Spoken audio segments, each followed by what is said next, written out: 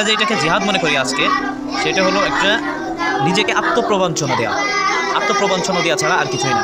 অর্থাৎ আমরা জিহাদ করি না, আমরা এলায়ে কালিমাতিল্লাহর জন্য আমরা কাজ করি না। এটা যদি আমাদের উদ্দেশ্য থাকতো এলায়ে কালিমাতিল্লাহর জন্য আমরা কাজ করব, জিহাদ করব, যুদ্ধ করব, তাহলে অবশ্যই আমাদের এই চিন্তাভাবনা থাকতো।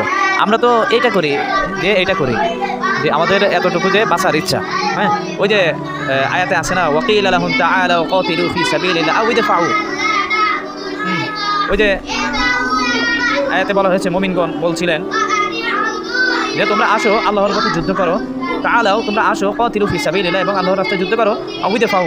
আর যদি যুদ্ধ না করো তাহলে তোমরা কি করো? নিজেদেরকে তো বাঁচাও।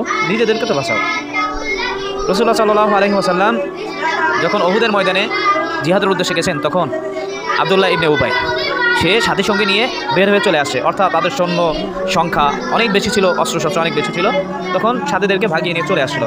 সাহাবাইগণ বলছেন যে তাআলাউ কাতিলু ফি সাবিলিল্লাহ আও ইদফাউ, আসো যুদ্ধ করো, আল্লাহর রাস্তায় যুদ্ধ করো, না হয় তোমরা আও ইদফাউ নিজেদেরকে প্রতিহত করো।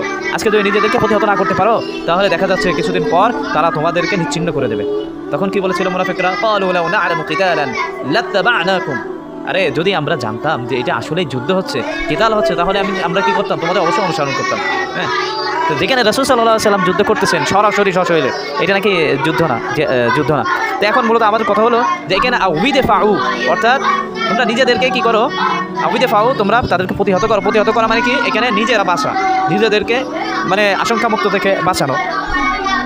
অর্থাৎ আজকে আমরা এলায়ে কালিমাতিল্লাহর জন্য জিহাদ করার ইচ্ছাও নাই, জিহাদ করবো বলেও মনে হয় না।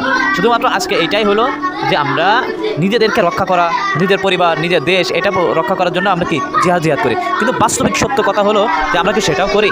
বাস্তবিক সত্য হলো আমরা সেটাও করি না। হ্যাঁ, আমরা সেটাও করি না। তার জন্য পূর্ব শর্ত হলো নিজেদেরকে কি করা? নিজেদেরকে প্রস্তুতি গ্রহণ করা। হ্যাঁ, নিজেদেরকে প্রস্তুতি গ্রহণ করা, কিন্তু আমরা সেটাও করি। আল্লাহ সুবহানাহু ওয়া তাআলা বলছেন, ওয়ালাউ আরাদাল খুরুজ লা আ'দু লাহু উদ্দা। যদি তারা জিহাদের ইচ্ছা করতো তাহলে তারা কি করতো? বের হওয়ার ইচ্ছাই করতো, তাহলে তারা সাধারণত প্রস্তুতি গ্রহণ করতো। কিন্তু এটা কি করি না? এটা করা হয় না। তার মানে কি আমাদের ভিতরেই গলত, আমাদের এটা জানাই নেই আসলে এটা কি। আমরা আসলে এলায়ে কালিমাতিল্লাহ অর্থাৎ আল্লাহর রাজ কায়েম করার জন্য, দিন প্রতিষ্ঠা করার জন্য আমরা কি যুদ্ধের জন্য প্রস্তুতি, নাকি আমরা শুধুমাত্র নিজেদেরকে নিজেদেরকে সেফটি করার জন্য? এটা আসলে কোনো জিহাদই না। হ্যাঁ, এটা আসলে কোনো জিহাদ না।